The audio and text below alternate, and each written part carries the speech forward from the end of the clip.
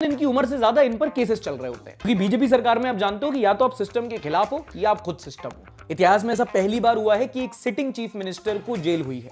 कुल मिला के 300 करोड़ रुपए उनके खुद के अभी बैंक अकाउंट में नहीं है। 1700 करोड़ का इनकम टैक्स का नोटिस आया है कि कितने ऐसे करप्ट नेता थे जो भगवा गमछा डालते ही साथ वॉशिंग मशीन में साफ होकर बाहर आ गए। मतलब एक का हाथ तोड़ दे रहे हो, एक की आंख फोड़ दे रहे हो, फिर कहते हो धप्पा स्पाइस खेलते हैं। ना लोकतंत्र है ना तानाशाही है, मजाक हो गया है।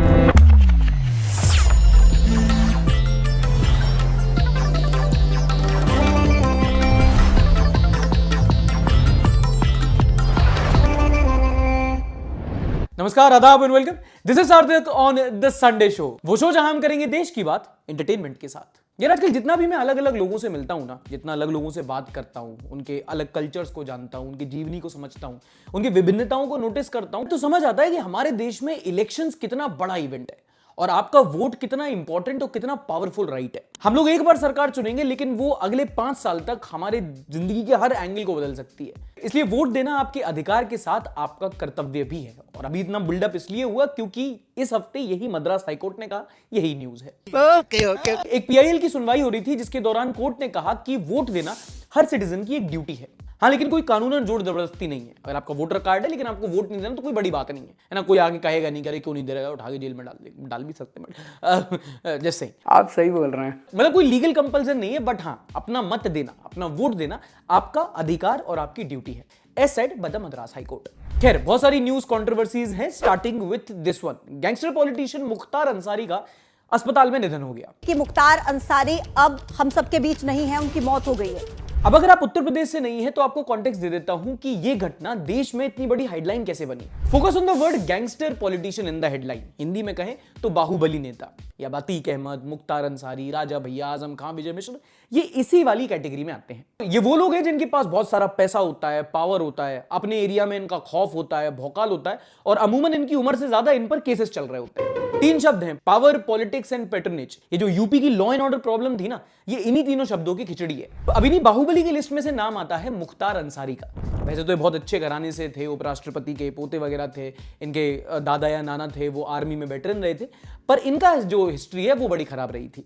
वैसे यूपी की मऊ सीट से 5-6 बार जीत चुके थे, लेकिन कई सारे उल्टे कामों में भी लिप्त थे। मर्डर, अबडक्शन, फिरौती, रंगदारी, अवैध खनन, लिस्ट बहुत लंबी है। ये नेशनल हाईलाइट में आए थे 2000 के दशक में, जब यूपी में एक जगह पे दंगे हुए थे। तब भी खुली जीप में ऐसे बंदूक लहराते हुए नजर आए थे, वो फोटो भी है उसकी, इंटरनेट पे काफी फेमस है, आप सर्च कर सकते हो। और इनका पॉलिटिकल करियर काफी ज्यादा सफल रहा था, क्योंकि ऑब्वियसली मसल पावर है तो वोट भी मिल जाते थे, और पॉलिटिकल पार्टी से बसपा से इनको टिकट भी मिल जाता था, क्योंकि ऑब्वियसली पार्टी को चाहिए होता था कि भाई हमको एक एक्स्ट्रा सीट मिले, और इनको चाहिए था कि संरक्षण मिले, गठजोड़। हमारे यहाँ ऐसा ही होता है। बेसिकली पिछली सरकारों में गुंडे थे जो सिस्टम के साथ काम करते थे, लेकिन बीजेपी सरकार से इनकी नहीं बनती थी। प्राइमरीली उसके 2 रीजन थे। एक तो कुछ बीजेपी के नेता थे जिनकी हत्या में इनका नाम आया था, और दूसरा सप्लाई एंड डिमांड मैच नहीं होता था, क्योंकि बीजेपी सरकार में आप जानते हो कि या तो आप सिस्टम के खिलाफ हो या आप खुद सिस्टम हो। अच्छा, बोले ऐसा होता है। कई सारे सीरियल क्रिमिनल केसेस मिला के लगभग 65 केस इनके नाम पे दर्ज थे। कहने को तो 2005 से जेल में बनते, लेकिन उसको आप एक तरह से मेटाफोर ही समझ लो, क्योंकि जिस तरह की लाइफस्टाइल इनकी जेल के अंदर भी है। कहावत थी कि इनको मछली खाने का मन था तो जेल के अंदर अपना खुद का तालाब था इनका। तो आप समझ सकते हो कि इनका कारावास कैसा रहा होगा। 2017 में योगी सरकार आने के बाद इन पर क्रैकडाउन स्टार्ट हुआ। 2022 में इनका पहला शायद कन्विक्शन हुआ, और अतीक अहमद के केस के बाद तो सबको पता था कि इनका नंबर भी आ ही जाएगा। सवाल था कब। इनफैक्ट इनकी फैमिली ने ही आरोप लगाए कि ये नेचुरल डेथ नहीं है, इनको दरअसल स्लो पॉइजन दिया जा रहा था। इनके मरने के पहले जो आखिरी कॉल रिकॉर्डिंग है वो भी सुन लो, उसमें भी मेंशन है। तो वैसे तो एक नॉर्मल खबर, but in the context of Uttar Pradesh and nation बड़ी खबर। ओके, अगली बड़ी खबर ये है कि केजरीवाल की रिहाई हो गई है। Are you comedy me? गिरफ्तारी का 2 हफ्ता बीतने जा रहा है और अरविंद केजरीवाल अभी भी जेल में ही है। इतिहास में ऐसा पहली बार हुआ है कि एक सिटिंग चीफ मिनिस्टर को जेल हुई है, और ये मामला इतना गंभीर है कि ना सिर्फ अब देश के अंदर बल्कि देश के बाहर से भी इस पर कंसर्न जताए जाने लगे हैं। यूनाइटेड स्टेट, जर्मनी, यहां तक कि यूनाइटेड नेशंस ने भी चिंता जताई है इस खबर पर। Actions closely, including the arrest of Delhi Chief Minister Kejriwal. Rohan Mishra 71 लिखते हैं, another dark day in history of independent India, 180 likes. Amazing लिखते हैं, death of democracy in India is happening, 3500 like. आदि बोलते हैं, ईडी को बीजेपी छोड़कर सब करप्ट दिखते हैं। तो कौन बोला भक्ति का चश्मा? ILE, Lok Sabha turn into lol sabha, Rajya Sabha into यमराज्य सभा। STFU humans, welcome to new India dictatorship, and 865 people agree with हर।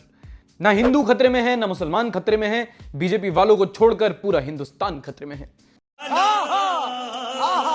कम बोला कर, बुलडोजर आ जाएगा। एक डेमोक्रेसी पानी में गई, झपाक। अब देखो ये लोगों का फ्रस्ट्रेशन है ना, अभी वो उभर कर सामने आ रहा है क्योंकि चीजें इतनी ज्यादा ब्लेटेंट हो चुकी हैं। अच्छा, यहां पर आम आदमी पार्टी को मोरली तोड़ा जा रहा है, वहां कांग्रेस पार्टी को फाइनेंशियली। इसी हफ्ते कांग्रेस पार्टी पर इनकम टैक्स का 1700 करोड़ रुपए का नोटिस आया है। कुल मिला के 300 करोड़ रुपए उनके खुद के अभी बैंक अकाउंट में नहीं है, 1700 करोड़ का इनकम टैक्स का नोटिस आया है। क्या ही चुनाव लड़ेंगे। एंड अब अगर आप एक बीजेपी सपोर्टर हैं और अभी तक यही बोल रहे हैं कि नहीं नहीं जो दोषी हैं सिर्फ उन्हीं के खिलाफ कार्रवाई हो रही है, तो भैया थोड़ा सा अच्छे से देख लो। इतना ऑब्वियस है कि अब पॉइंट आउट कराने का फायदा नहीं है कि कितने ऐसे करप्ट नेता थे जो भगवा गमछा डालते ही साथ वॉशिंग मशीन में साफ होकर बाहर आ गए। जिन कंपनीज ने इलेक्टोरल बॉन्ड दिए, साथ ही साथ में कितनी जांच खोल बंद हुई उनकी। फंडिंग के मामले में बीजेपी का बाल बांका नहीं हुआ, बाकी सारी पार्टीज का कांचा चीना ही कर दे रहे हैं। एंड ये तो चलो पॉलिटिकल पार्टीज हैं, एक पॉइंट पे दरकिनार कर दो, they are getting what they deserved. लेकिन जो डेमोक्रेटिकली इंपॉर्टेंट इवेंट्स हैं, लद्दाख, मणिपुर, 10-15 चैनल है, एक हेडलाइन नहीं। भाई शर्म नहीं तो दया कर लो। मतलब एक का हाथ तोड़ दे रहे हो, एक की आंख फोड़ दे रहे हो, फिर कहते हो धप्पा स्पाइस खेलते हैं। पूरा शांतिपूर्ण तरीके से आज प्रदर्शन चल रहा है, शांतिपूर्ण तरीके से प्रदर्शन हो रहा है। ना लोकतंत्र है ना तानाशाही है, मजाक हो गया है अब। ओके, इलेक्शन से ही रिलेटेड अगली बिग न्यूज आपको बताता हूं। आपको पता होगा जैसे इलेक्शंस पास आते हैं, कई सारे सुपरस्टार सेलिब्रिटीज को उठा उठा के पॉलिटिकल पार्टी भरने लगती हैं ताकि उनको फील किया जाए। जैसे कि शिवसेना में आपके गोविंदा आ चुके हैं, अरुण गोविल ने बीजेपी ज्वाइन कर लिया और साथ ही साथ कंगना ने भी बीजेपी ज्वाइन कर ली है। पार्टी ने उन्हें हिमाचल प्रदेश के मंडी से टिकट दिया है। गुड न्यूज, फाइनली बेचारी का एक टिकट तो बिका। कंगना ने अनाउंस करते हुए ट्वीट किया, माय बिलवेड भारत एंड भारतीय जनता's own party has always had my unconditional support. Today the national leadership has announced me as their Lok Sabha candidate from my birthplace Himachal Pradesh, Mandi. I abide by the High Command's decision on contesting the polls. I feel honored and elated to officially join the party. चलो admit तो किया officially, वरना unofficially तो कब से प्रचार कर रही हैं। वो आज़ादी नहीं थी, वो भीख थी, और जो आज़ादी मिली है वो 2014 में मिली है। भाई बीजेपी के हिसाब से तो बढ़िया कैंडिडेट है, कुछ भी बोल देती है। आजादी भीख में मिली थी, मुंबई पीओ की जैसा है, एंटी चीटिंग बिल से अडल्टरी रुकेगी। अब तुम मुझे चाहे राइट विंग का बोल दो, बट मैं तो चाह रहा हूं जीत जाए। कंटेंट ही कंटेंट। मंडी वालों देख रहे हो तो दे दो वोट, डेवलपमेंट का पता नहीं, एंटरटेनमेंट की गारंटी जरूर दे रहा हूं मैं। अगली खबर भी पॉलिटिक्स से ही रिलेटेड है और अब तो कुछ बोल भी नहीं सकते, जेल में डाल देते हैं ये। बोलिए बोलिए, आपकी तो सुन ही लेंगे। सब्सक्राइब करें और मेरे हर अपडेट आपको मिले, इसके लिए बेल आइकन जरूर दबाइएगा, बेल आइकन जरूर दबाइएगा। भाई देख क्या रहे हो, करो। मोदी जी ने बोला करने का तो करने का, अब कोई ऑप्शन नहीं है तुम्हारे पास कि नहीं करेंगे। ज्यादा डेमोक्रेसी नहीं चलेगी, जितने हैं सब करो। आप चिंता मत करो, मैं सब्सक्राइब कराता हूं। जितनों ने नहीं किया ना, बस बुलडोजर रेडी रखो अपना। सब्सक्राइब का लाल बटन हो या काला, दबा दबा के भगवा कर दो।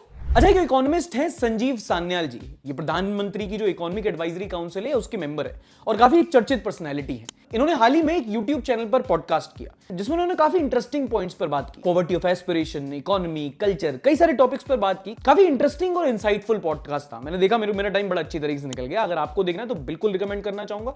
ये पॉडकास्ट है, डिस्क्रिप्शन में भी लिंक दे दिया है। खैर, इसी पॉडकास्ट के दौरान इन्होंने एक बात कही जो काफी ज्यादा कंट्रोवर्शियल रही। सुनिए। I still think way too many young kids who have so much energy, etc., are wasting their time basically trying to crack the UPSC. I think lakhs of people spending their best years trying to crack an exam where a tiny number of few thousand people actually going to get in makes no sense. If they put the same energy into doing something else, we would be winning more Olympic gold medals. We would be seeing better movies being made. That same energy put into something else. So I would say it's a waste of time. अभी जो इनका argument था कि UPSC कई सारे लोगों के लिए वेस्ट ऑफ टाइम है, बेटर रिसोर्सेज का यूटिलाइजेशन करना चाहिए, इस पर काफी ज्यादा बहस छिड़ी।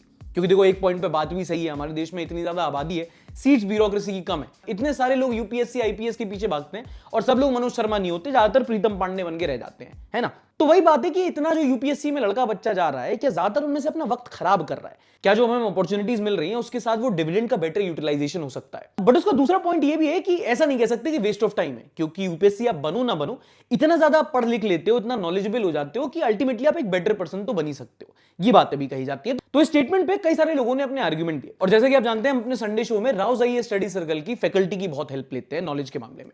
बट इस बार मैंने सोचा कि क्यों ना ऐसा हो कि हम एस्पिरेंट से ही बात करें और उनसे पूछें कि ये जो आप कर रहे हो यूपीएससी, जो आप बनना चाहते हो आईपीएस, आईएएस, अगर नहीं बन पाए तो क्या इस एग्जाम की उतनी मान्यता है, उतनी वैल्यू है? क्या आप इसको छोड़ के कुछ और भी काम कर सकते थे? कुछ इंटरेस्टिंग सवाल ये हमने उनसे पूछे, आओ उनके जवाब सुनते हैं। सो सौरभ, आपने अभी सुना होगा कि प्राइम मिनिस्टर की इकोनॉमिक एडवाइजरी काउंसिल के जो बहुत इंपॉर्टेंट मेंबर है जिनका नाम संजीव सान्याल है, उन्होंने बोला है कि UPSC is a waste of youthful energy, तो उसके बारे में क्या कहना है आपका? I can't deny his opinion. What I believe is that UPSC is very integrating exam. Yes. And in this, a huge number of students prepare every year. अगर उनका वो क्लियर नहीं भी होता है एग्जाम, तो भी ऐसा नहीं है कि this preparation will go in when. मैं जितना मानता हूँ, अगर उन्होंने यूपीएससी की प्रिपरेशन कभी की होती तो वो ये बात नहीं बोलते। ओके। अगर मेरे से कोई बोले कि तुम यूपीएससी की प्रिपरेशन क्यों कर रहे हो, तो इससे पहले मैंने एनडीए की प्रिपरेशन की है, उसमें भी मैंने एसएसबीज दी है जी। तो वहां से वो वेस्ट ऑफ टाइम नहीं था मेरा, वहां से मैंने चीजें सीखी हैं। करेक्ट, ठीक है ना? तो वो यहाँ पे यूपीएससी हमें क्या सिखाता है? हमें यूपीएससी आईएएस नहीं बनाता है, हमें यूपीएससी इतना मेहनती बनाता है कि भाई if you become an prime minister, if you become chief minister, if you become professor, anything, आप अपनी फील्ड में टॉप पे रहोगे। तो चाहे हमें सफलता मिले या ना मिले, वो अपनी जगह है। अपनी जगह सब नहीं बन सकते सर। 10 लाख फॉर्म फिलअप होते हैं, एक ही जगह सीट्स हैं, सब नहीं बन सकते। It's not just UPSC, it's just having the power to make the right decision, and someone will be looking upon you to make the right decision.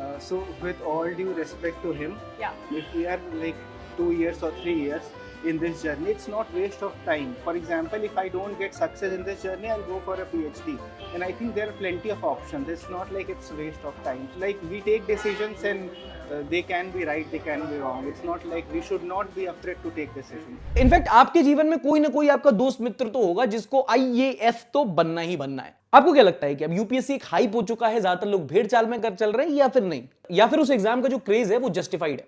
आप नीचे कमेंट सेक्शन में #UPSC लिखकर जरूर बता सकते हैं। आईएएस तो जरूर बनूंगा, ये तो क्लियर ही है।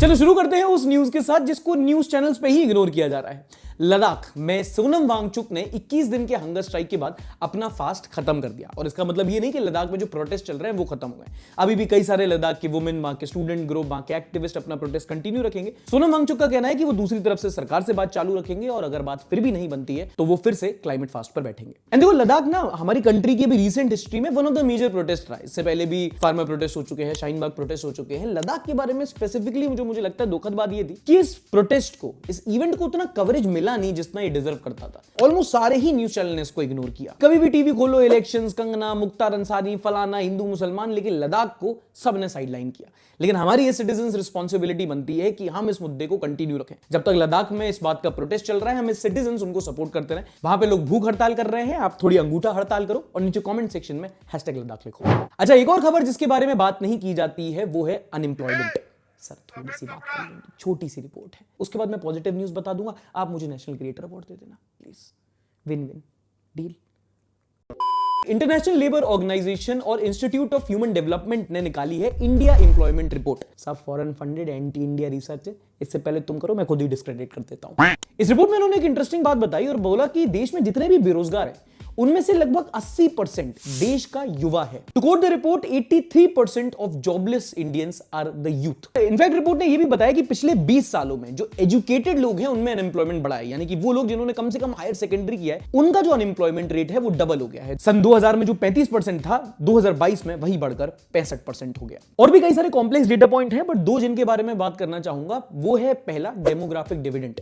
देखो, देश को ना, हमारे देश को यंग देश माना जाता है, और यूजुअली जिस देश में ज्यादा यूथ होता है, जो एक यंग कंट्री होती है, उसको माना जाता है कि इसके पास रिसोर्सेज अच्छे हैं, एक बढ़िया पोटेंशियल। बट यही अगर जो यूथ है, अगर वो अनएम्प्लॉयड रहे तो ये वेस्टेड पोटेंशियल है, ये वेस्टेड डेमोग्राफिक डिविडेंड है। तो एक प्रॉब्लम होती है, जो एक यंग देश अब अनएम्प्लॉयमेंट रहता है, दूसरी आती है। दूसरी, to be fair to the government, India में एक जो मेजर प्रॉब्लम है वो अनएम्प्लॉयमेंट के साथ साथ अनएम्प्लॉयबिलिटी की भी है। मतलब क्योंकि हमारा एजुकेशन सिस्टम ऐसा है, जगह जगह कॉलेजेस खोल दिए हैं, बट कोई रियल एजुकेशन और स्किल्स पे उतना फोकस नहीं किया गया। तो हमारे देश में जो कहते हैं ना, जो एजुकेटेड यूथ निकल रहा है, जो ग्रेजुएशन कर रहा है, जो 12th पास होकर आ रहा है, वो उतना स्किल्ड नहीं है, उतना एम्प्लॉयबल नहीं है। कई बार ऐसा देखा जाता है कि भाई बच्चों ने इंजीनियरिंग कर ली, वो एक कागज पत्तर पर इंजीनियर है, ग्रेजुएट है, लेकिन उनको लाइन ऑफ कोड लिखना नहीं आ रहा, तो कैसे कंपनीज भी उनको हायर करे? तो देश में अनएम्प्लॉयमेंट के साथ साथ अनएम्प्लॉयबिलिटी की भी प्रॉब्लम है। क्या पढ़ाई करते हो तुम? BA second year. किस सब्जेक्ट में? Plain BA plain. अच्छा, आपको पिछले संडे शो से याद होगा कि कैसे कर्नाटका में एक मेजर वाटर क्राइसिस आया हुआ है। इन दिनों बेंगलुरु में इतना खराब हाल है कि पानी की कमी की वजह से कई सारे घर हैं जिनको वेस्टेज ऑफ वाटर के लिए फाइन किया जा रहा है। कई सारे ऐसे लोग हैं जो अब शहर से पलायन कर रहे हैं, छोड़ के चले जा रहे हैं कि भाई यहाँ पे पानी की इतनी कमी है कि अब यहाँ रह नहीं सकते। कई सारे ऐसे घर है जिनको पीनलाइज किया जा रहा है, वहां की अथॉरिटी उन पर चार्ज लगा दिया कि भाई आप पानी ज्यादा वेस्ट कर रहे हो। इतनी खराब हालत हो चुकी थी। बट टर्न्स आउट कि ये हालत अब सिर्फ कर्नाटका की नहीं है, बल्कि एक नेशन वाइड प्रॉब्लम उभर के सामने आ रही है। कई सारे स्टेट्स और सिटीज रिपोर्ट कर रहे हैं कि जैसे जैसे अब गर्मी पास आ रही है, पानी की किल्लत उनमें भी हो रही है। जो देश की मेजर वाटर रिजर्वॉयर्स हैं, जहां से भाई पीने का पानी आता है, हाइड्रो इलेक्ट्रिक पावर जनरेट होती है, उनमें अब पानी कम हो चुका है। वो अपनी 40% कैपेसिटी पे ऑपरेट कर रहे हैं। एंड क्योंकि वाटर क्राइसिस देश की एक बड़ी प्रॉब्लम है, तो ऐसा बिल्कुल हो सकता है कि आपके शहर में भी ये समस्या हो। तो बिल्कुल बताइए, आप अपने शहर का प्रतिनिधि बनिए, रिप्रेजेंट कीजिए और कमेंट सेक्शन में #watercrisis लिख के अपने शहर का नाम बताइए और बताइए कि वहां पर क्या पानी की किल्लत फेस कर रहे हो आप लोग।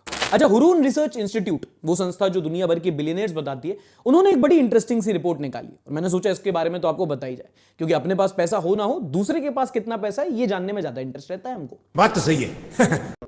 तो इन्होंने बताया कि देश में जो इंडिया में बिलियनर्स हैं, उनकी संख्या बढ़ गई है। And now Mumbai has the most number of billionaires in Asia. पहले यही जो चाइना की सिटी है शंघाई, उसके पास ये था। इंडिया में बिलियनर्स की तादाद बढ़ गई है। ओवरऑल तो अगर आप दुनिया में देखो तो चाइना में सबसे ज्यादा है, 800 करीब, उसके बाद यूएसए में है। बट अगर आप सिटी वाइज बात करोगे तो दुनिया भर में जो सबसे ज्यादा बिलियनर्स हैं वो आपको मिलेंगे सबसे ज्यादा न्यूयॉर्क में, फिर लंदन में, और उसके बाद नाम आता है अब मुंबई का, जहां सबसे ज्यादा अरबपति हैं। अगर आप इंडिविजुअल बेसिस पे बात करो तो सबसे ज्यादा देश में पैसा है मुकेश अंबानी के पास, उसके बाद है गौतम अडानी के पास, और उसके बाद बीजेपी।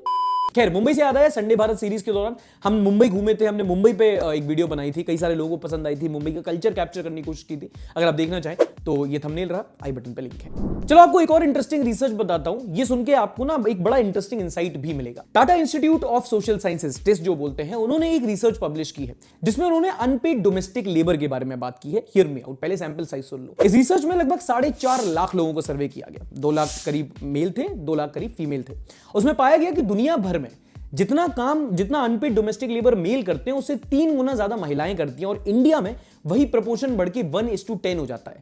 मतलब महिलाएं पुरुषों के मुकाबले 10 गुना ज्यादा अनपेड डोमेस्टिक लेबर करती हैं। अच्छा, अब अनपेड डोमेस्टिक वर्क क्या होता है? वो काम जो घर पे तो हो ही जाता है, बट अगर उसी को आप बाहर करवाने जाओ तो उसके लिए पैसे चार्ज होंगे। जैसे कि खाना बनाना, कपड़े इस्त्री करना, बर्तन मांजना, ये होता है unpaid domestic work. Just to avoid conflict of interest बताना चाहता हूं कि इसमें मेरा ना पर्सनली थोड़ा सा ओपिनियन अलग है।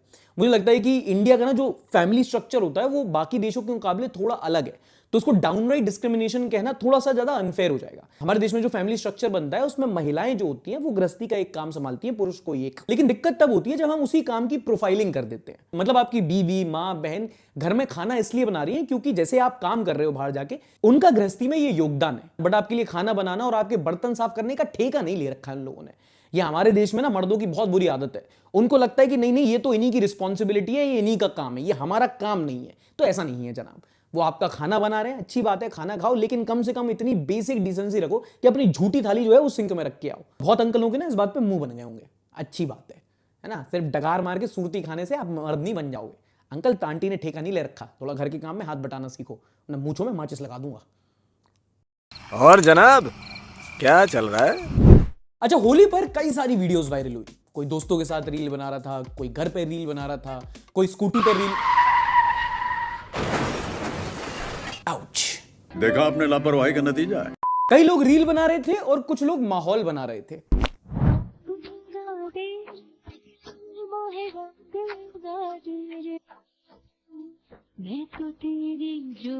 बे यार, जहां खड़े होने की जगह नहीं होती वहां ये लेटे जा रहे हैं।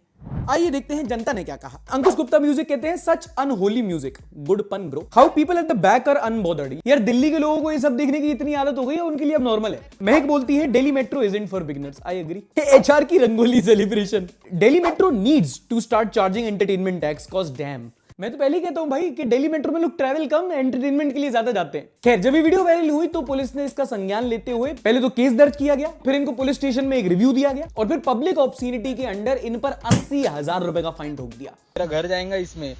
अंग लगा दे, रंग लगा दे, चूना लग गया दीदी को। खैर, जोक्स अपार्ट, एक और वीडियो जो बहुत ज्यादा वायरल हुई वो थी भोपाल से। दरअसल एक कपल था जो अपनी दादी के साथ बदतमीजी कर रहा था, उनके साथ मारपीट कर रहा था, और किसी नेबर ने वो वीडियो रिकॉर्ड करके सोशल मीडिया पे अपलोड कर दी, जिसके बाद वो वायरल चली गई। और ये वीडियो ऐसी है, इतनी ज्यादा मारपीट की है, बता रहे हैं कि 75-80 वर्ष उनकी आयु है, और जितनी बुरी तरीके से उनके साथ असॉल्ट हो रहा है, उनकी मारापीटी हो रही है उनके साथ, वो वीडियो मैं आपको दिखा भी नहीं सकता, आपका अभी दिल दुख जाएगा। कई सारी वीडियो नहीं होती जो विचलित कर देती हैं, it is one of them. अब अच्छी बात यह है कि ये दोनों पकड़े गए हैं। ये भागने की फिराक में थे, बट पुलिस ने इनको पकड़ लिया और बाद में इनकी खातिरदारी भी की।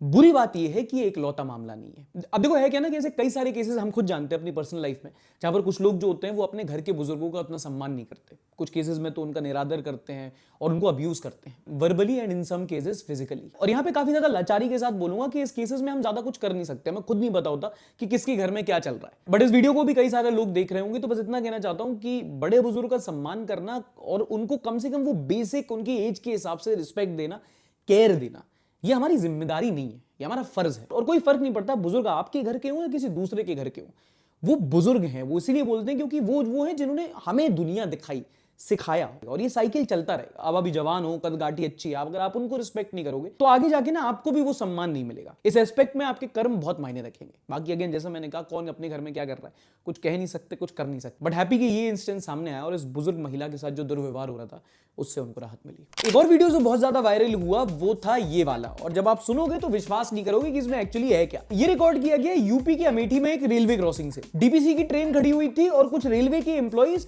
धक्का दे रहे थे उसको। क्या? एक ट्रेन को धक्का दे रहे थे। भैया ट्रेनों में वो धक्का लगा सुने। देखो मैंने पता लाइफ में बहुत कुछ देख लिया पर ये मुझसे देखा नहीं गया। विच रिमाइंड्स मी कि आजकल और भी कई सारी वीडियोस वायरल होती हैं, खासकर जो रेलवे के जो पैसेंजर्स होते हैं वही शूट करते हैं, जो बताते हैं कि भाई आजकल रेलवे में ट्रैवल करना काफी ज्यादा मुश्किल हो गया है, खासकर उन पैसेंजर्स के लिए जो एक रिजर्व्ड टिकट पर ट्रैवल करते हैं। उन्होंने कई ज्यादा वीडियो शेयर की कि स्लीपर कोच हो या एसी कोच हो, वहां पे भी जो अनरिजर्व्ड पैसेंजर्स होते हैं वो जाके उनकी सीट घेर लेते हैं। और कई बार तो ऐसा भी देखा गया है कि जो एसी कोचेस के जो पर्दे होते हैं उन पर्दों को उखाड़ लिया गया है, वहां उनको जमीन पे बिछा के उन पे सोया गया है। तो रेलवे की प्रॉपर्टी भी डैमेज हुई है, जिससे जो पैसेंजर्स हैं उनको ट्रैवल करने में बहुत ज्यादा तकलीफ हो रही है। अब दूसरी तरफ जो अनरिजर्व वाले हैं वो ये कहते हैं कि भाई हमको टिकट नहीं मिल रहा है, आजकल ट्रेन इतनी कम कर दी गई है। बट मैंने सोचा सही मौका है कि आपसे पूछा जाए कि अगर आपने रिसेंटली कभी ट्रेन में ट्रैवल किया है तो क्या आपको देखने को मिला है कि जो एक्सपीरियंस है वो खराब हो गया है। एक तरफ हम वंदे भारत जो है उसको प्रमोट कर रहे हैं, बट जो नॉर्मल ट्रेन हैं उनमें क्या एक्सपीरियंस खराब हो गया आपको पहले के मुकाबले, कि आपको ज्यादा डिस्कंफर्ट फेस करने को मिला है? एक बार कमेंट सेक्शन में #रेलवे लिखकर जरूर बताना। नॉनसेंस। अच्छा, मैंने आपको बताया होली पे कई सारी रील्स बन रही थी।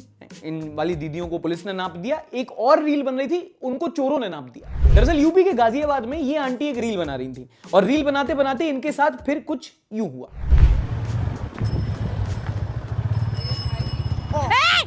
मैं गिरा होया बंदा। रील तो वायरल हो गई, but at what cost? But पता पर्सनली मुझे विश्वास नहीं हो रहा, क्योंकि आजकल कुछ भरोसा नहीं है कि कौन सी घटना असली में हुई है और कौन सी घटना वायरल कराने के लिए की गई है। अच्छा, let me spill the beans. Her middle class बच्चे का ना एक सपना होता है कि एक दिन अचानक से हमारे पिताजी आए और बोले कि बेटा सुनो, ये जितनी भी गरीबी तुमने हमारी देखी है ना, सब झूठ है। दरअसल हम लोग बहुत अमीर लोग हैं, ये सब हमने नाटक ढोंग इसलिए किया ताकि तुम पैसे की वैल्यू सीख जाओ। ये लो अपनी फरारी गाड़ी, हम लोग करोड़पति लोग हैं। ये तुमने भी सोचा है ना? है? अगर ये सच हो जाए तो मजे ही मजे। ये सपना सच हुआ है चाइना में।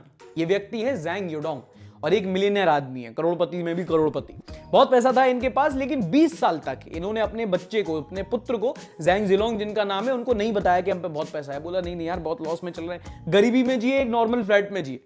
20 साल जब हो गए, जब वो ग्रेजुएट कर गए, तब जाके बताया कि अरे सुनो बहुत पैसा है अपने पास, बहुत अमीर है। ये इसलिए कर रहे थे ताकि तुम पैसे की वैल्यू सीखो। Shit, I am so jealous of him. एकदम इन्होंने वक्त बदल दिया, जज्बात बदल दिए, जिंदगी बदल दी। लेकिन ट्रस्ट मी, सबसे ज्यादा जलेगी इसके दोस्तों की। बोलेंगे कल हमारी 2 व्हीलर पे ट्रिपलिंग करते घूम रहा था, आज अपनी 4 व्हीलर ले आया ये, कैसे? बट खैर, मुझे सही में लगता है कि अगर आप अपने अर्ली स्टेजेस में एक मिडिल क्लास घर से हो तो लाइफ में कहीं ना कहीं फायदा तो होता है। आई मीन नथिंग अगेंस्ट दो लोग प्रिविलेज्ड हैं, बट हियर मी आउट, मुझे सही में लगता है कि अगर आप मिडिल क्लास में पले बड़े हैं तो जब बड़े होते हैं ना तो आपको रियलाइज होता है कि वो जो सुविधा का अभाव था आपके बचपन में, आपके लड़कपन में, वो जब आप बड़े हो जाते हो तो आपको लाइफ में नेविगेट करने में बहुत हेल्प करता है। कई सारी ऐसी चीजें हैं, आप कई सारी मुश्किलात में फंसते हैं और आपको रियलाइज होता है कि नहीं यार ये उतनी बड़ी प्रॉब्लम नहीं है ना, जैसा हमारे लाइफ ने हमको ट्रेन किया है। या मोर सो अगर आपके पास बड़े हो गए कभी कुछ प्रिविलेजेस आ जाए, थोड़ा पैसा आ जाए, थोड़ी सुविधाएं आ जाए, तो जब वो नहीं रहती वो चीज तो उतना खलता नहीं है। इनफैक्ट इन जनरल जब आपके पास प्रिविलेजेस नहीं होते तो आप दुनियादारी के बारे में बहुत सीख जाते हैं, क्योंकि आपको संघर्ष करके कई चीजें ना आपको मेक डू करना होता है। कई टाइम होता है जब आपको जुगाड़ लगा के कुछ चीजें करनी पड़ती है, और वही थोड़े से स्ट्रगल्स, वही थोड़ी सी जुगाड़, वही फ्रुगैलिटी बड़े होकर आपको एक और प्रैक्टिकल इंसान बना देती है। जो बड़े हैं वो इस बात को समझ रहे होंगे, बट अगर आप अभी अपने टीनेज ईयर्स में और ये बात आपको थोड़ी खलती है कि यार उतने शौक नहीं है, उतने ऐशो आराम नहीं है, तो ट्रस्ट मी भाई, जब आप उस बड़े होगे ना, आप अपनी इसी जिंदगी को थोड़ा सा अप्रिशिएट करोगे इस मामले में कि हाँ थोड़ी परवरिश जैसी हुई ना उसने काफी कुछ अनजाने में सिखा दिया। अच्छा, अगली पॉलिटिकल भसड़ सुनाता हूं। ये हुई यूपी के कानपुर में। एक तो हर भसड़ यूपी में ही क्यों होती है? UP I love you. दरअसल कानपुर में ट्रेन से बीजेपी के उम्मीदवार आ रहे थे, रमेश अवस्थी जी। अब ऑब्वियसली वो नेताजी आ रहे थे तो भाई कार्यकर्ता भी जाए थे माला लेके और नारे लगाने पहुंच गए। भाई साहब जिंदाबाद जिंदाबाद, फूलों की माला। भाई साहब ट्रेन से उतरे, माला चढ़ाई गई, नारे लगाए गए। 2 मिनट बाद रियलाइज हुआ कि रॉन्ग नंबर लग गया। आदमी ये वो नहीं है जो हम सोच रहे हैं, गलत। नेताजी तो ट्रेन से उतरे ही नहीं है अभी। हाँ जी। फिर कहते हैं कि हमको अंधभक्त क्यों बोलते हैं। अबे अपना नेता ही नहीं पहचान पाए तुम लोग। और इतना कंफ्यूजिंग भी नहीं था, साफ साफ डिफरेंस समझ में आ रहा है। ये भाई साहब नितिन गडकरी की फर्स्ट कॉपी, ये सेकंड कॉपी। अपने साथ मत जोड़िए हमको, अलग है। यूपी से एक और घटना सुनो तुम। 16 साल के एक लड़के ने अपने पिताजी की सुपारी दे दी। 1.5 लाख रुपए एडवांस दे दिए गुंडों को कि हमारे इनको पिताजी को मार देना। क्यों? क्योंकि उसको पॉकेट मनी नहीं दे रहे थे। कैसे कैसे लोग रहते हैं यार यहाँ पर। हाँ, मतलब मुझे इस बात से दिक्कत नहीं है कि उसने अपने पिताजी की सुपारी दी। क्यों दी? क्योंकि पैसे नहीं मिल रहे थे तुमको। भाई अगर तू मुझे सुन रहा है तो थोड़ा वेट कर लेता। क्या पता जब तू 20 साल का होता तेरा पापा तुझसे बोलता कि बेटा हम करोड़पति हैं, मैं तो जेब खर्च इसलिए नहीं दे रहा था ताकि तू पैसे की वैल्यू समझे। बताओ, नेब नेब से लड़के, दाढ़ी निकली नहीं है, बाप की सुपारी दे दी। ये है यूपी। बताइए, इसमें पढ़ाई का माहौल है, इस समय स्कूल खुल गए हैं, लोग पढ़ रहे हैं, आप फील्ड में घूम रहे हैं। यार नया जो गरीबों के साथ हो रहा हो आप लड़ेंगे नहीं है, बस लड़ेंगे। इस हफ्ते की पॉजिटिव न्यूज है मनरेगा प्रोजेक्ट को लेकर। मनरेगा यानी कि Mahatma Gandhi rural employment guarantee scheme गांव देहातों में चलती है। कांग्रेस पार्टी ने शुरू की तो 2006 के अराउंड। 2024 इलेक्शन के पहले सरकार ने घोषणा की कि मनरेगा स्कीम में जो वेजेस मिलते हैं उनमें 2 से लेकर 10% की बढ़ोतरी की जाएगी, अलग अलग राज्यों में अलग अलग दर के हिसाब से। अब अगर मनरेगा स्कीम के बारे में आपको नहीं पता तो कोई बात नहीं, बता देता हूं कि ये ना एक सोशल स्कीम है जिसमें रूरल एरियाज जो हैं वहां पे लोगों को एक एम्प्लॉयमेंट गारंटी होती है। लगभग साल के 100 से लेकर 150 दिन का उनको गारंटीड एम्प्लॉयमेंट दिया जाता है। 200 से लेकर 300 रुपए तक की दिहाड़ी मिलती है जिसमें। और इसमें जो अगर आप मानो कि 2 से लेकर 10% का बढ़ोतरी हुई है, यानी कि वही है कि 20-30 रुपए एक्स्ट्रा मिलेंगे। और हो सकता है आप मानो इसको कि कोई बड़ी बात नहीं है, पर जो तबका मनरेगा पर डिपेंड करता है, जो गांव देहात के लोग होते हैं, 200, 300, 400 रुपए दिहाड़ी में काम करते हैं, ये 20-30 रुपए भी उनके लिए बहुत बड़ी बात है। हमारा देश वो है जहां पर 1000 रुपए अगर आप महीने के प्रॉमिस कर दो तो इंसान अपना वोट छोड़ो जान भी देने को रेडी हो जाएगा। ऐसे में जो गांव देहात हैं, खासकर जो पिछड़े इलाके हैं, वहां पर ये 20-30 रुपए भी कई करोड़ों ग्रामीण देशवासियों को बहुत खुशी देगा। पिछले हफ्ते की वीडियो पे बहुत सारे टॉपिक्स पे आप लोगों ने बहुत कमेंट्स किए, जिनमें से कई सारे पे मुझे बात करने का बहुत मन है। चलो शुरू करते हैं। तो विनोद नायक 21 पिछली वीडियो के कॉन्टेक्स्ट में बोलते हैं it's Kannada with A in the last and not Kannada. अच्छा, जितने भी कन्नड़ेगा भाई हैं आपके लिए एक बार के लिए मैं कंफर्म कर देता हूं ये गलती होती क्यों है। तो ये पहले भी हुआ था जब मैं कर्नाटक बोलता था और लोगों ने बोला Karnataka, and we are slowly learning. इसमें होता क्या है ना कि हम लोग जो है हिंदी से पढ़े हुए हैं और हिंदी में आप जब कर्नाटका नहीं लिखते हो, आप कर्नाटक लिखते हो। जब हम लोग ने जब पढ़ा था, अब तो खैर उसको भी सुधारने लगे, और कन्नड़ा को भी कन्नड़ लिखते थे। तो हम लोगों ने जब पढ़ाई की है ना तो हम लोग वो डिफॉल्ट हो गया कि अब हम कर्नाटक और कन्नड़ हमने पढ़ा है। जब हम थोड़ा से बड़े हो गए और आप लोगों ने हम लोग को करेक्ट किया, सिखाया कि वो कर्नाटका होता है, वो कन्नड़ा होता है, तो उसको धीरे धीरे करके लर्न कर रहे हैं। अब वो पिछली वीडियो में लोगों से बोल रहा था तो वहां वो डिफॉल्ट निकल गया। अगर स्क्रिप्ट करके लिखता तो थोड़ा सा उस चीज को करेक्ट करता, but please give us time. मतलब ऐसे चढ़ा मत करो कि यार ये ऐसा ऐसा ऐसा है। आई नो आप लैंग्वेज को लेकर पोजेसिव हो, अच्छी बात है, बट समझो कि वो प्रॉब्लम आ कहां से रही है। कोई जानबूझ के नहीं करता, बट क्योंकि हम लोग जो वो भाषा के बीच में डिफरेंस है, जैसे कि हिंदी में भी होता है तो गंगा गैंजेस हो जाती है, कर्म कर्मा हो जाता है, धर्म धर्मा हो जाता है। ऐसे अब उनकी भी गलती नहीं है, वो अपने हिंदी नाम प्रोनाउंस नहीं कर पाए। ऐसे ही मे बी, मतलब I am just telling you कि जो कॉन्फ्लिक्ट है आ कहां से रहा है। Still gets, I like your user name. जिस हिसाब से सार्थक इतनी हैवी लाइंस लिखता है, फॉर एग्जांपल कर्मा सेक्युलर होता है एंड एलविश के सांपों से ज्यादा जहरीला इंडियन मीडिया है। I won't be surprise if he becomes a rapper और अ शायर। नहीं यार देखो, रैपर नहीं बन सकता, उसका एक वजह है कि मेरे को मतलब फ्लो नहीं आता बात करने में, और शायर में बना तो जॉन एलिया टाइप कुछ नहीं, मैं बनूंगा रामदास अठावले। ये है talent. Also, what is your opinion about central government not allowing funds to non-BJP ruling states? You always have neutral point of view about everything. You're ideal. यार देखो नहीं रहता न्यूट्रल पॉइंट ऑफ व्यू। मैं आपके इस सब last वाले सवाल का एक बार आंसर देता हूँ। दोस्त, न्यूट्रल पॉइंट ऑफ व्यू किसी का नहीं होता, चाहे वो ध्रुव राठी हो, चाहे वो अभी अन्नी हो, कोई भी आपका फेवरेट क्रिएटर हो ना, कोई भी न्यूट्रल नहीं है। आप लेफ्टिस्ट बोल लो, राइटिस्ट बोल लो ना, मैं न्यूट्रल हूँ। न्यूट्रल हो ही नहीं सकता। न्यूट्रल एक न्यूज चैनल हो सकता है, न्यूट्रल एक न्यूज पेपर हो सकता है, बट जब आप इंडिविजुअल्स को फॉलो करते हो ना तो भाई इंसान है, एक इंसान है, एक व्यक्ति है, तो उसका अपना एक विचार होता है। विचार होंगे तो मतलब विचारधारा होगी। तो हर व्यक्ति का अपना एक आइडियोलॉजी है, एक थॉट प्रोसेस है, और वो जब थॉट प्रोसेस होता है ना, तो कोई भी इंडिविजुअल कभी भी न्यूट्रल नहीं होगा। तो मुझे समझ में नहीं आता, कभी भी कोई बोलता है ना कि ये न्यूट्रल है, ये नहीं है, वो आप गलत, आपका थॉट प्रोसेस ही गलत है। अगर आप इंडिविजुअल की बात कर रहे हो तो न्यूट्रलिटी का तो सवाल ही नहीं उठता। जोमेटो कंट्रोवर्सी पे सौरभ जैन बोलते हैं, as a Jain I order from veg restaurant my Jain food but sometimes it have contents of root veg in it, so better to not have any discrimination in delivery boy uniform. Also a request to all at least offer them a glass of water to all gig workers and then treat them as humans. Don't do discrimination with anyone on the basis of anything. यार पानी तो पता बहुत basic चीज़ है, मतलब आप अगर जाके देखोगे ना, मैंने तो उनसे बात भी की थी, हो सके तो उसके बाद क्लिप भी लगा दूंगा। जैसे ट्रीट किया जाता है ना, वैसे कि मतलब पता नहीं क्या, कोई उधार मांगने आए हो, लिफ्ट आप यूज़ नहीं कर सकते, आप ये काम नहीं कर सकते, वो नहीं कर सकते, यहाँ से पानी नहीं पी सकते, ये गेट यूज़ नहीं कर सकते। डिस्क्रिमिनेट मतलब वो एलिटिस्ट मेंटालिटी ना आपको देखनी हो तो आप ये गेटेड सोसाइटीज़ में डिलीवरी बॉयज़ के साथ देखो। कभी आप जाते होगे दूसरों से, आपके कस्टमर से बात करते हो, कुछ कस्टमर अच्छे से बिहेव करते होंगे, कुछ कस्टमर थोड़ी बदतमीजी करते होंगे। तो अगर आपसे अगर पूछा जाए कि अगर मान लो कोई कस्टमर देख रहा है, एक चीज़ जो आप चाहते हो कि कस्टमर की साइड से सुधरे, या एक ऐसा कुछ कस्टमर कर दे जो आपको अच्छा लगे, या जो खराब वो चीज़ करते हैं नहीं करनी चाहिए, बताओ। एक तो कस्टमर को टाइम से हम ऑर्डर डिलीवर्ड करें और थैंक यू बोले बाद में, ताकि हमें अच्छा एक्सपीरियंस मिले। ठीक है। और उसके बाद रेटिंग करके उसको धन्यवाद बोलें और अपना आए, तो वो हमारे लिए एक फीडबैक देते हैं कंपनी को कि हाँ डिलीवरी अच्छी हुई है और टाइम से हुई है और कोई डैमेज नहीं हुआ ऑर्डर। उनको जो बिहेवियर होता है ना हमारे प्रति, गेट पे ओटीपी वो सर बहुत ही ज़्यादा नाकारा और निकम्मा होता है।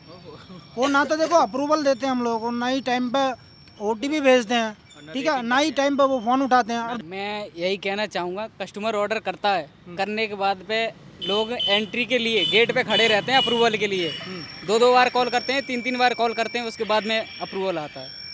संडे विचार, शारदा भाई, क्या आपको लगता है कि इलेक्टोरल बॉन्ड इस बार इलेक्शन का मुद्दा बनेगा? वैसे आई लव यू संडे सभा, नहीं बनेगा कोई भी इलेक्शन का मुद्दा जब तक मीडिया अपना काम ढंग से नहीं करती और नेशनल मीडिया उसे ब्रॉडकास्ट टीवी चैनल्स पे उसको नहीं उठाती। यूट्यूबर तुम कितना भी देख लो, कुछ भी कर लो, कितनी भी उस पर बात करेंगे, ट्विटर, इंस्टाग्राम, नथिंग। अगर टीवी मीडिया ढंग से अपना काम करती है तो मुद्दा बनेगा और नहीं बनेगा। हो सकता है मेरा सवाल आपको डिसअपॉइंट कर दे, but it's a reality. Anyway, ये थे इस हफ्ते के टॉप 5 कमेंट्स। इन्हें मिलता है, आप जानते हैं क्या, 1 महीने का फ्री संडे सभा सब्सक्रिप्शन, यानी कि न्यूज़लेटर्स। वेबसाइट पे जाके आप बाकी लोगों से न्यूज़ भी डिस्कस कर सकते हैं, और हाँ, हमारी जो एक्सक्लूसिव मीटिंग होती है वहाँ आके हम एक दूसरे से बात करते हैं, कनेक्ट करते हैं, सोच विचार करते हैं। अगर आप कॉम्पिटिटिव एग्जाम की तैयारी कर रहे हैं, एक नॉर्मल व्यक्ति भी जैसे उतनी न्यूज़ नहीं देखनी, सिर्फ एक न्यूज़लेटर चाहिए, तो आप संडे सभा को ट्राई कर सकते हैं। डिस्क्रिप्शन में मैंने लिंक दे रखा है। बढ़ते हैं अगले सेगमेंट की ओर। इस संडे भारत जर्नी की अपडेट देता हूं। हम लोग की जो रोड की ट्रिप थी वो ऑलमोस्ट अब खत्म होने पे आ गई है। हम लोग इस टाइम पे वीडियो जो अपलोड कर रहे हैं वो हमने इस हफ्ते केरला की 2 वीडियोस अपलोड की, जहां एक में हमने केरला की वेजिटेशन के बारे में, वहां की नेचर जो इतना सुंदर है और क्लाइमेट चेंज उसमें क्या इफेक्ट होते हैं वो जाना। उसके बाद एक वीडियो में हमने वहां की पॉलिटिक्स डिस्कस की, वहां के लोकल लोगों के साथ, और एक है तमिलनाडु की कोयम्बटूर की, जहां पर हमने तमिलनाडु की पॉलिटिक्स, अगर आपको कुछ नहीं पता तो आप ये वीडियो देख लो, बड़ी कॉम्प्रिहेंसिव वीडियो। आप तमिलनाडु की पूरी पॉलिटिक्स, पहले की और करंट पॉलिटिक्स समझ जाओगे और आने वाले इलेक्शन में क्या ट्रेंड हो सकता है। आने वाले दिनों में हम आंध्र प्रदेश, तेलंगाना और फर्दर स्टेट्स की भी वीडियो अपलोड करेंगे। एक बहुत इंपॉर्टेंट वीडियो भी आने वाली है इस सीरीज में, उसके लिए भी स्टे ट्यून्ड। ये सारी वीडियोस हैं, ये तो अभी देख लो, या तो वॉच लेटर पर डाल के बाद में देख लो, बट शायद एपिसोड खत्म होने के बाद भी देख लेंगे। बस यही बताना था। अगले सेगमेंट में बढ़ते हैं। तंग किया गया। ताली बजाओ। Thank you. एंड अब हफ्ते के सबसे viral memes in the next segment, Sunday सभा। हम नहीं मानते कि हम अपने नाम से या अपने काम से जीतेंगे। हमारा ये मानना है कि हम हमारे प्रधानमंत्री जी के अच्छे कर्मों से, उनके परिश्रम से, उनके नाम से, उनके बल से हम जीतेंगे।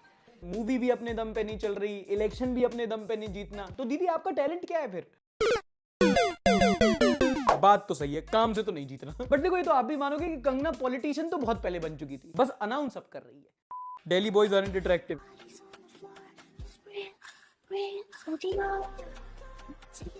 अबे यार, तुम लोग जेल में है भाई, बेचारा, उसको तो छोड़ दो। आज के निब्बाओं का कोई दीन ईमान नहीं है क्या तुम लोग का? कोई नहीं।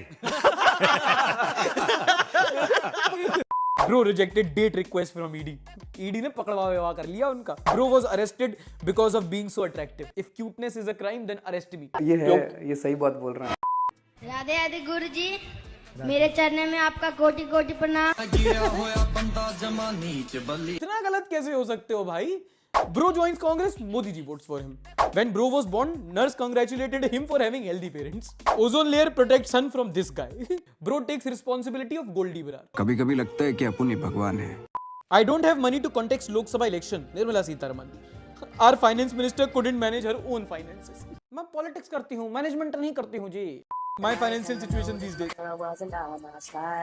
For this one I was green, and for her I was green, and so I had to take a road. Backtracking on these few years, trying to. तुम इस वीडियो की आयरनी देखो, मोदी जी दूल्हा बने हैं. वाह क्या सीन है. भाभी जी पल्लू पल्लू 1500 का है. भाभी जी पल्लू बाहर ही इसलिए रखी थी ताकि कोई पूछे और वो लहरा सके. She is the most happiest woman on earth now. I can understand. अच्छा मुझे लगता है, मेरी थ्योरी है, लड़कियां अगर गलत तो बताना, कभी कभी कुछ हरकतें तुम लोग जानबूझ के इसलिए करती हो ना ताकि सामने वाला आके कॉम्प्लीमेंट करे. हैं जानबूझ के ड्रेस ऐसे कि कॉम्प्लीमेंट ऐसे, इयररिंग्स ये कि अच्छा ओ इयररिंग्स नाइस इयररिंग्स या ओ हाँ वो सब पता है हम लोगों को भी. जानबूझ के तुम्हारे झलावे में आते हैं हम लोग भी, क्योंकि हम लोग भी कम थोड़ी है. भाई आपका नॉलेज तो कमाल का है भाई का. पत्रकार, महंगाई के कारण लोग सिलेंडर नहीं भरवा पा रहे हैं. महंगाई के कारण लोग सिलेंडर नहीं भरवा पा रहे. सबसे ज्यादा SC/ST के लोग प्रभावित हैं. चलिए भैया बाद में बात करते हैं. बड़ा कम. अब तुम्हें यार सिलेंडर वाला सवाल पूछना है तो स्मृति ईरानी से पूछो ना. हिंदू मुस्लिम राम मंदिर की बात करिए. आउट ऑफ सिलेबस आप क्वेश्चन पूछ रहे हो. दुर्भाग्य यह है कि 1 घंटे से मोदी जी का फोटो आप चला रहे हैं टीवी पर, एक विपक्षी नेता का फोटो नहीं लगा सकते हैं. रोहित जी आप एक माला और लेके बैठ जाएं सब एंकर लोग कि 400 पार 400 पार 400 पार 400 पार. थोड़ा सा तो देखिए आलोक शर्मा, कांग्रेस के प्रवक्ता जी, बहुत अच्छा बोलते हैं आप, आपके लिए सम्मान है, बट आइडियाज मत दीजिए इनको प्लीज. ये गलती बहुत बार कर चुके हैं. आपको भी लग रहा होगा सार्काज्म, कल सटायर परसों रियलिटी बन जाएगा. माला छोड़ो, एक कमल के फूल से गजरा बना के झंडा पकड़ के बैठ जाएंगे, और यही हमारे देश की असलियत है आजकल. अगला मीम ये है कि वीडियो को लाइक करो और चैनल को सब्सक्राइब करो, क्योंकि वीडियो खत्म हो चुका है. थोड़ा सा तुमको ऐसी गोटी में यहाँ पे इसलिए दी क्योंकि तुम लोग वैसे नहीं मानते, सिर्फ करके वापस चले जाते हो. लेकिन हाँ, यहाँ पे एपिसोड खत्म हो चुका है. लाइक और सब्सक्राइब किए मत जाना, क्योंकि ये तुम्हारे भाई की ना छोटी सी दक्षिणा होती है. पंडित जी दक्षिणा मांग रहे हैं तुमसे, दिलेर आदमी दे दो. अपना ख्याल रखो. बाकी संडे शो के अलावा संडे भारत की भी वीडियोस देखते रहो. नहीं देखोगे तो भी कोई बात नहीं, संडे शो में तो अपन अगले हफ्ते मिलेगी. तब तक के लिए अपना ध्यान भी रख लेना, है ना. टाटा बाय बाय, शब बखैर. लाइक सब्सक्राइब एंड वो थोड़ा ड्रम रोल कर देना, पिछली बार बोलिए तो तुमने.